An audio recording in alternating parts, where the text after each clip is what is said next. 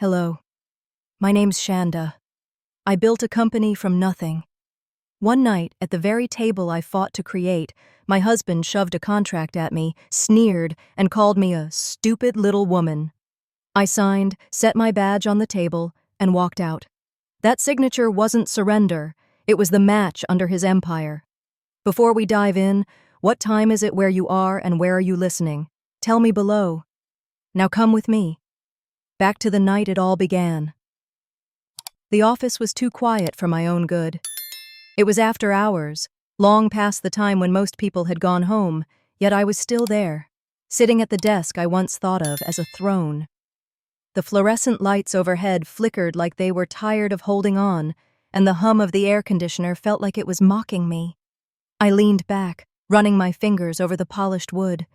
I built this place, brick by brick, dollar by dollar. And yet somehow, I felt like the little girl again, the youngest daughter who nobody thought would amount to anything. That weight pressed on me, the silence of the office making it louder. I thought about those nights when I had to fight for every inch of respect. Everyone in my family had their opinion of what I should do, how I should live, where I belonged. None of them believed I could pull off what I did. But I had. This company was mine. Or at least, that's what I kept telling myself, because in my gut, I could already sense the cracks. Marriage, family, business, it all bled together until I couldn't tell where one ended and the other began. And now, that line was about to be ripped apart. The door slammed open, and the sound snapped me upright. Dylan strolled in, smug smile plastered on his face, waving a stack of papers like it was the winning lottery ticket. His tie was loosened, his jacket carelessly draped over his arm. He looked at me as though I was already beaten. "Sign or get out," he sneered, his voice echoing in the empty room. He dropped the papers on the desk with a loud smack. Then, with that grin that always carried more cruelty than charm, he leaned closer. "You stupid little woman. Thought you could play with the big boys, huh?" The words pierced deeper than he could ever know. In that moment, I was no longer the founder, no longer the boss. I was the youngest daughter again, cornered at the family table, laughed at for daring to dream. My chest tightened, and I could almost hear the voices of my siblings piling on. "You're just the baby. Sit down. Stay out of the way." My eyes drifted to the badge hanging around my neck.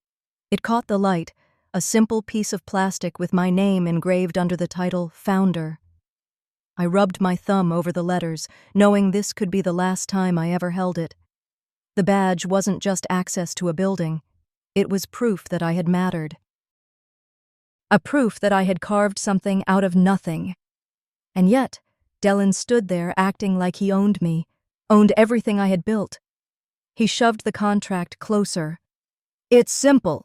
You sign, you hand it all over, and we both walk away without drama. Or you refuse, and I make sure you're erased. From the company, from the family, from everything. What's it gonna be?" My throat burned, not from fear, but from the humiliation dripping off his words. I wanted to scream, to rip those papers apart, to throw them in his face. Instead, I kept my eyes on the contract. He thought I'd break, that I'd cry, maybe beg. That's what he was waiting for. But the rage bubbling in me turned cold. I picked up the pen. The scratching sound of ink sliding across the page was steady, almost soothing. When I finished, I placed the pen down without a word. Slowly, I unclipped my badge, set it neatly on top of the papers, and pushed them toward him. Dylan's smirk widened like he had just won the war. He didn't notice the way I stood, calm and deliberate, or how my shoulders squared as if I wasn't leaving broken. I was leaving prepared. "This isn't surrender," I whispered in my mind. "This is strategy." I turned, walked to the door, and never looked back.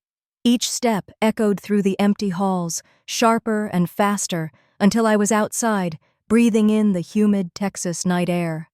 For the first time in years, I wasn't carrying that badge, but I felt lighter. I walked out, leaving my badge behind, But little did he know, it was the very key to his undoing. The next morning came too quickly. I barely slept, yet when the sun crept through the blinds, I didn't feel the heaviness I expected. Instead, there was a strange calm in me, like the air just before a storm. I brewed coffee, but it sat untouched on the counter as I kept replaying the night before in my head. My siblings had always said I was too soft, too quiet to stand my ground. Maybe they were right.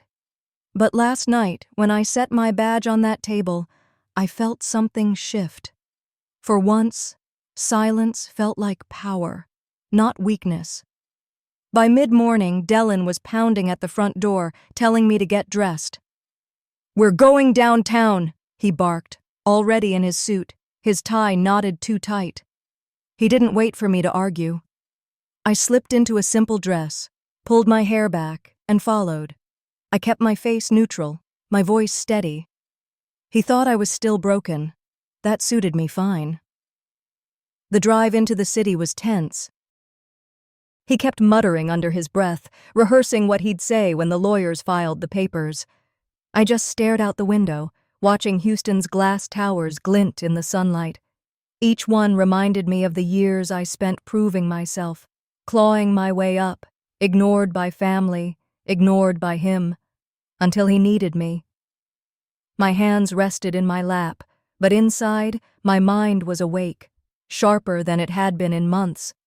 The law firm was all steel and glass, too cold, too polished. The receptionist gave Dylan a practiced smile, then led us to a conference room. The walls were nothing but windows, reflecting the city skyline back at us. I sat quietly across from him at the long table, folding my hands, watching. When Starkweather walked in, his presence filled the room. He was Dylan's attorney, older, graying at the temples, his suit perfectly pressed. He gave me a polite nod before turning to Dylan. "Let's see what we've got," he said, taking the folder with the signed contract. I studied his face as he flipped through the pages. At first his expression was flat, routine. Then his brow furrowed. He flipped back, reread a section, then another. The color drained from his cheeks. His pen slipped from his fingers, clattering against the table. "Dylan," he said, voice low but cutting through the silence. "Do you even know what you just let her do?" For a split second, the room went completely still. My heart thudded, but not with fear. Something warm spread through me, almost like vindication. I kept my eyes down, careful not to smile. "What do you mean?" Dylan snapped, though his tone lacked its usual bite. He leaned forward, trying to grab the papers, but Starkweather held firm. "This clause." Starkweather pressed his finger against the page. "You had her sign this? You forced her?" His voice rose, frustration building. "Do you realize what this implies?" "You've just admitted, on record, that she holds leverage you cannot undo." I glanced up just enough to catch Dylan's face. His smirk was gone. For the first time, he looked unsure. His jaw twitched, his eyes darted from the contract to me, then back to Starkweather. He tried to laugh it off. "It's nothing, just legal fluff. She's nobody without me." But I heard the crack in his voice, the way his hand trembled as he reached for his glass of water. That tiny fracture was everything I needed. I didn't say a word. Not one. Instead, I sat back, remembering all those years of being invisible, overlooked, the youngest sibling who never got the last word. That invisibility had always stung, until now. Now, it was my shield. He couldn't see me coming because he never really saw me at all. The conference room grew heavier with each second. Starkweather kept his eyes on the papers, his silence louder than any accusation. Dylan shifted in his seat, tugged at his tie, tapped his fingers against the table.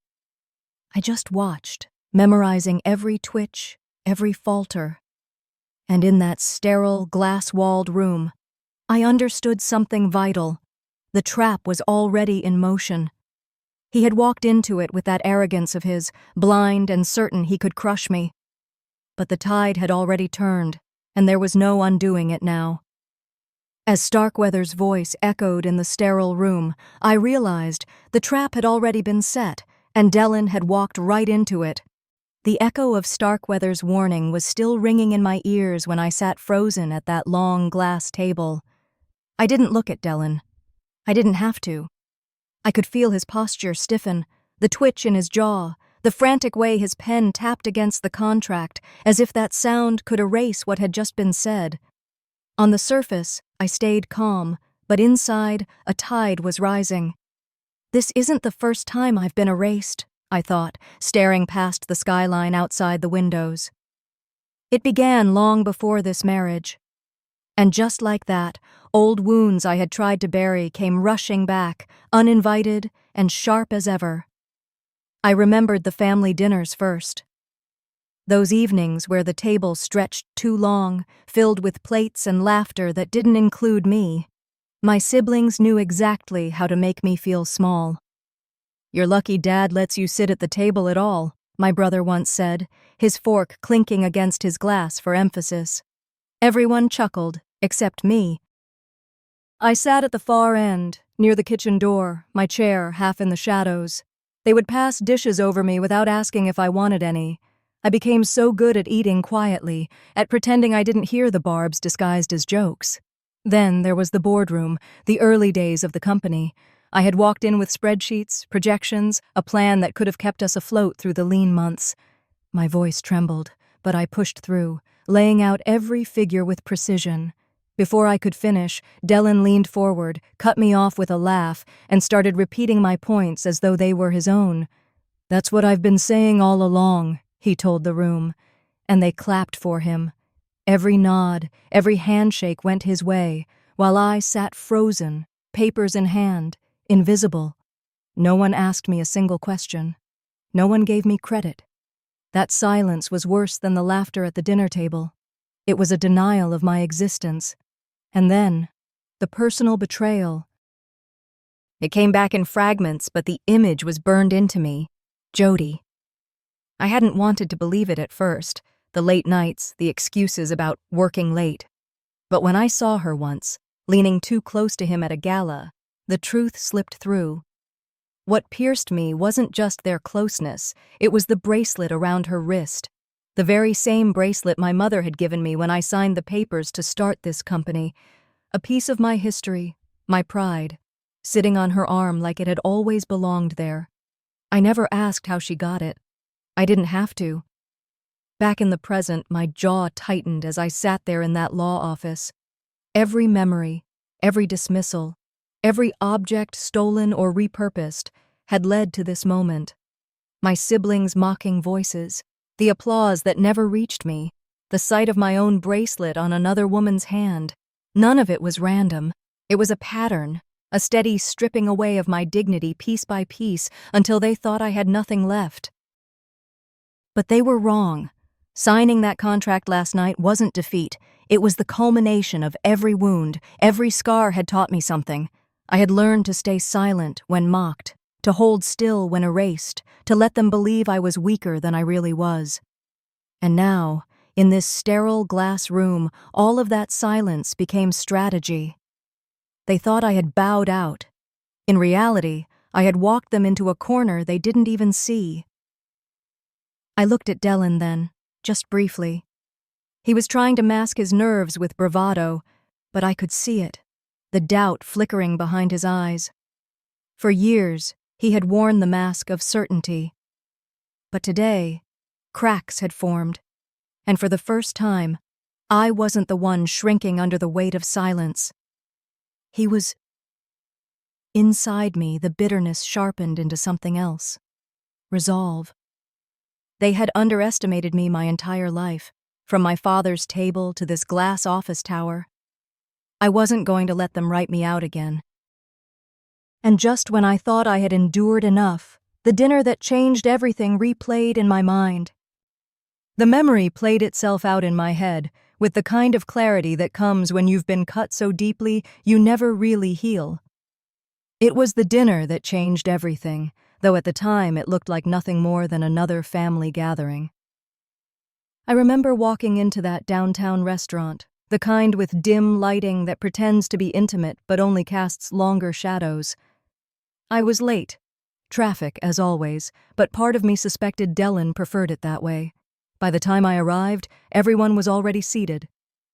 The table stretched too far for comfort, candles flickering, silverware gleaming. My seat was waiting at the far end, tucked away like an afterthought. Not by accident. Never by accident. Even here, I thought as I slid into the chair, I'm invisible. I tried to ignore the way my siblings avoided my eyes. They were chatting easily with Dylan, their laughter too quick, too polished. When I lifted my glass of water, my hand trembled just enough to remind me that my body remembered what my mind wanted to forget. The weight of being erased, one room at a time. Halfway through the meal, Dylan stood, glass in hand, smile stretched wide like a man who believed the world belonged to him. I want to make a toast, he said. The clinking of forks against crystal silenced the room. He lifted his glass higher, his voice carrying with the ease of someone used to commanding attention. He started talking about the company, our company. The words growth and innovation rolled off his tongue as though they were his alone. And then he did it. He gave the credit to Jody. He called her a source of fresh creative ideas. Jody, sitting just 2 seats away, lowered her lashes like she was modest, though the slight smirk pulling at her lips betrayed her. No one looked at me. Not one person thought to glance my way, as though I were merely furniture at the table. The sting was sharp, humiliating, and too familiar. When the applause began, it was like a knife twisting. My siblings clapped, one of them leaning toward the other with a whisper that carried farther than they thought. Maybe she should be grateful, my brother murmured. He's saving her from the spotlight. Saving me. As if invisibility were a gift. As if stripping me of recognition was mercy. I didn't answer. I didn't move. My fingers slipped into my purse and brushed against the smooth leather where my badge had once rested. The badge I had left on that desk just the night before. Founder. My name engraved on it, a name no one at this table seemed willing to speak aloud. The empty space in my purse was a wound, but also a reminder. They hadn't taken everything. Not yet. Dylan sat back down, looking pleased with himself. He glanced toward me briefly, his eyes carrying that same smirk that had followed me from boardroom to bedroom. All good, sweetheart? He asked casually, his tone sugar over venom. I swallowed the heat rising in my chest. My heart was beating so hard I could feel it against my ribs. This was the moment. One more silence and I'd never forgive myself. I set my glass down carefully and finally spoke, my voice steady, though it felt like standing on a cliff edge. Erase me again, I said, every word cutting through the chatter, and I'll make sure the whole world sees who really built this. For a second, the table went quiet, a single second where I thought maybe the truth had found a crack to slip through, but then Dylan laughed. Loud, careless, dismissive, the kind of laugh men use to remind women that their words don't matter. My siblings smiled awkwardly, shifting in their seats, choosing the safety of silence over the risk of siding with me. I didn't laugh. I didn't flinch. I held his gaze, let him see the promise I wasn't ready to break. He could smirk, he could laugh, he could call on every ally in the room, but I had already begun writing a story he couldn't control. He laughed at my words that night, but laughter has a way of echoing differently when the truth finally surfaces. He laughed at my words that night, but laughter has a way of echoing differently when the truth finally surfaces. The sound of it lingered with me as I walked into the boardroom days later, the air too sharp, the glass walls reflecting my own outline back at me. The table was polished, the chairs neatly aligned, the projection screen humming faintly. Everything clean, everything staged. On the surface, this place shouted transparency, but everyone in that room knew secrets were what really kept the lights on. I stepped inside quietly. My heels made a soft rhythm against the floor that no one acknowledged. The staff were already seated, their expressions polite, guarded. I could feel the weight of their silence pressing down before a word was even spoken. Dylan was at the head of the table, of course, his posture loose, his smirk ready. "Thank you for coming," he began, his voice booming with the kind of false warmth that makes skin crawl. "We have an exciting update to share about the company's future." I sat near the end, again, as though there were some invisible rule about where I belonged. My fingers curled around the pen in front of me, and for a moment I remembered being that youngest daughter at my father's table, my voice lost in the noise of people who believed they knew better. The years hadn't changed much. Dylan gestured to Jody, who rose smoothly from her seat, the curve of her smile practiced. "I'd like to introduce our new creative director," he said proudly. "She's been behind so many of the ideas driving our recent success. Her vision will take us to the next level." There it was again, my work, my sacrifices, handed to someone else to display. Jody nodded graciously, as if she hadn't stolen more than just my ideas. The applause was scattered, uneven. I noticed the way eyes darted quickly to the floor or to their notes, the way no one dared to look at me. Silence was safer. One of my siblings was there too, leaning in with that same knowing expression I'd seen at too many dinners. "Maybe it's time you step back," he muttered under his breath. Not loud enough for the whole room, but enough for me to hear. "Let them shine. Let them shine." As though my only purpose had ever been to hand over the torch before I was even finished carrying it. The fatigue in my bones deepened, but under it, something sharper stirred. I had spent years swallowing humiliation, letting it settle heavy in my stomach. But this time, as Jody took her seat with her polished grin and Dylan clapped her shoulder like a prize he'd earned, I felt the words rise before I could bury them. I stood, slowly, deliberately. The room stilled. Even the hum of the projector seemed to quiet. My voice wasn't loud, but it didn't need to be. "Careful, Dylan," I said, my eyes fixed on him. "You're building a house of glass." There was a ripple, confusion, unease. Then his smirk widened, his laugh brushing the tension aside. "And you're the one throwing pebbles?" he shot back, his voice dripping with mockery. I didn't answer. Not this time. Instead, I lowered myself back into my chair and opened my notebook. My pen moved steadily across the page, each word etched into memory. I wrote down names, dates, phrases. Not because I was powerless, but because I finally understood my silence could be sharpened into something far stronger than their noise. Inside, my voice whispered, "I don't need to scream. I don't need to beg. I just need to wait." Around me, conversation picked up again, awkwardly, like nothing had happened. People shifted papers, coughed lightly, pretended the air wasn't as heavy as it was. But I knew they had heard me, and I knew Dylan had too. He thought my silence meant surrender. He had mistaken it before, and he would mistake it again. What he didn't realize was that silence in my hands had become the sharpest blade I owned. He mistook my silence for surrender, but silence was the sharpest blade I owned. That thought carried me into the glittering ballroom a few nights later, the kind of place designed to impress more than it welcomed. Banners with my company's logo hung from the ceiling, the very emblem I had once sketched on a napkin late at night, believing in a future worth building. Now it dangled above me like a stolen crown. I slipped through the entrance quietly, choosing to blend into the shadows instead of stepping into the spotlight. It wasn't hard. No one expected to see me there, and if they did, they didn't care enough to greet me. A hostess handed me the evening's program, and my eyes scanned the glossy pages. My name was nowhere to be found. Not once. As if I had never existed in the story being celebrated. The tables shimmered under crystal chandeliers, waiters glided with trays of champagne, and the air carried that thick mix of money and pretense. Guests laughed, raised glasses, and posed for photographs.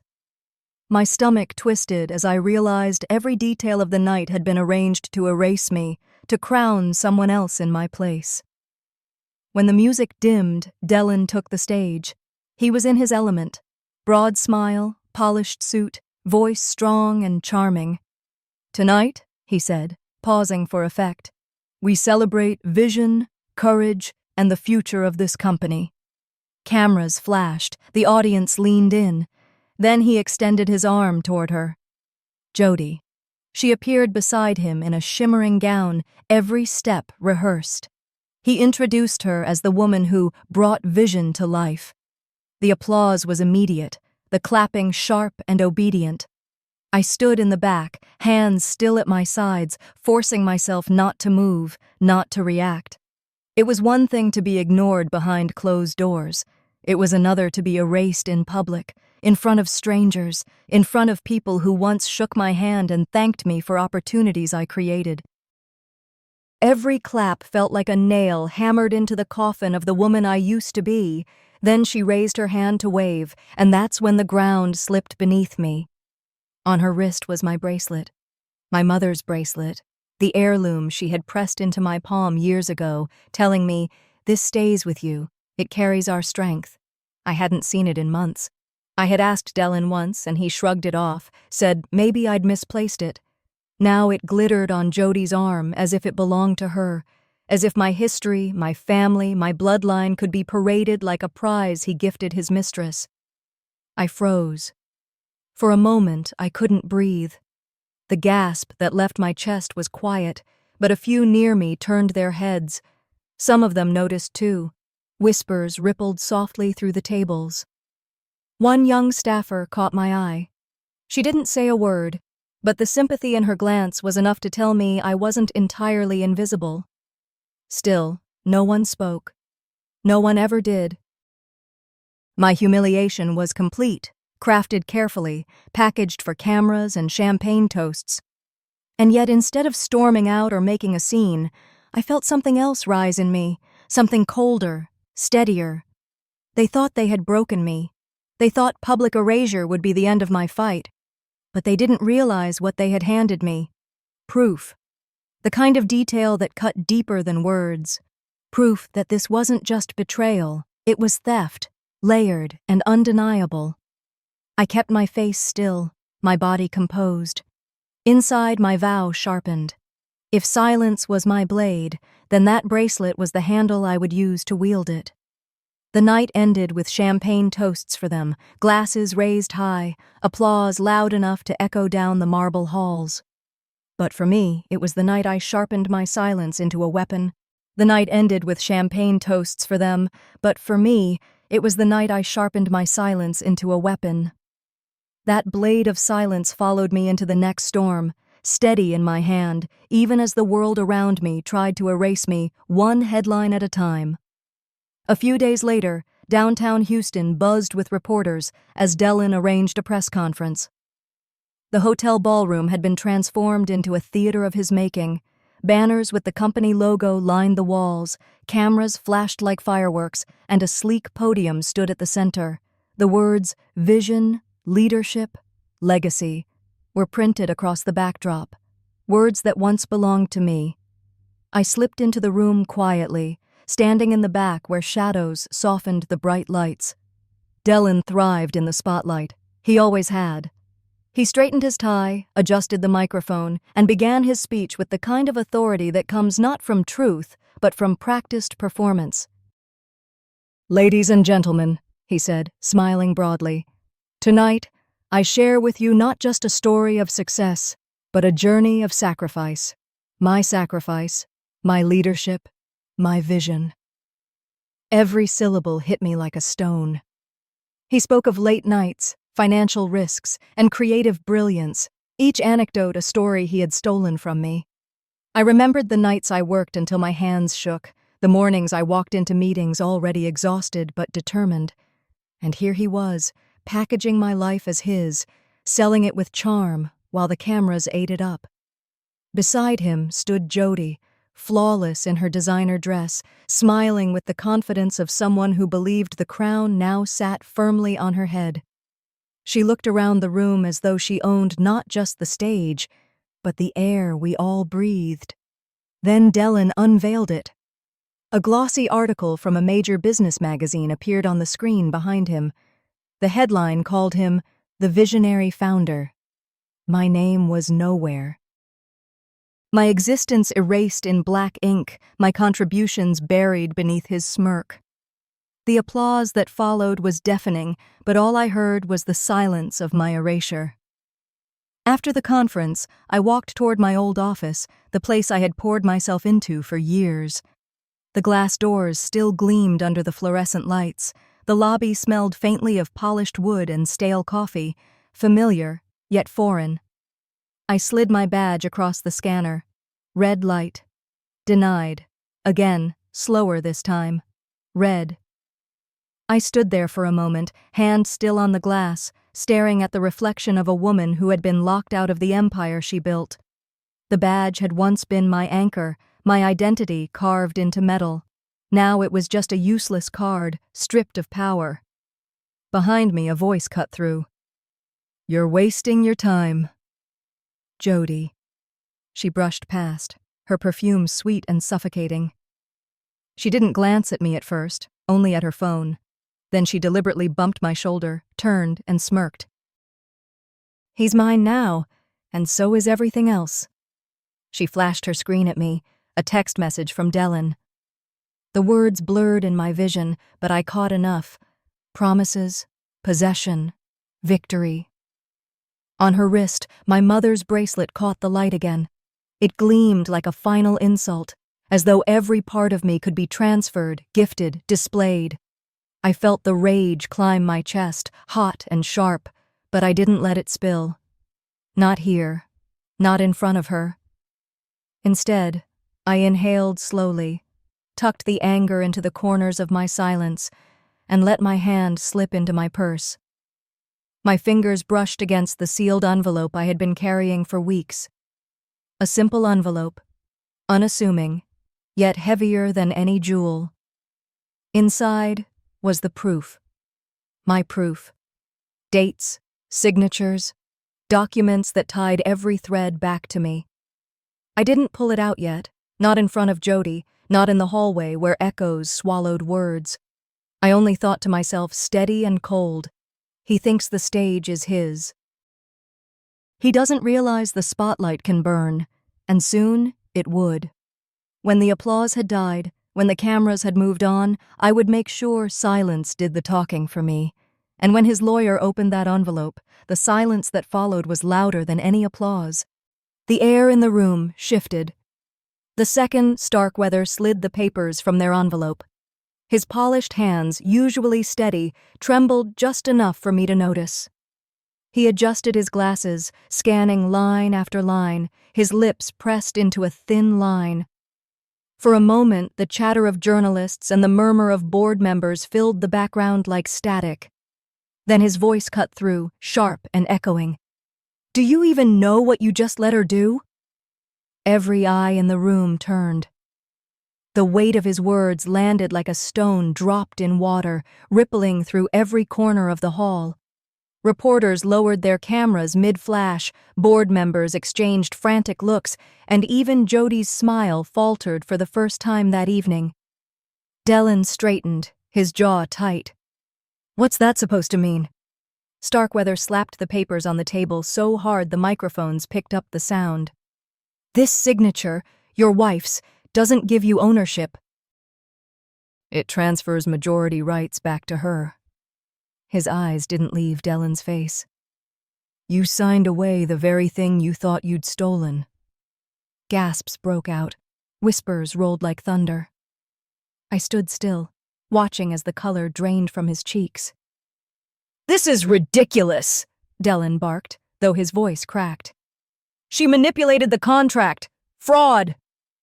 He snatched at the papers, flipping them with the urgency of a drowning man searching for a rope. From his briefcase, he pulled out another document, one he'd prepared, I realized, as a safety net. He waved it for all to see. Here. This proves she forged it. She's nothing but a liar desperate for attention. Chaos erupted.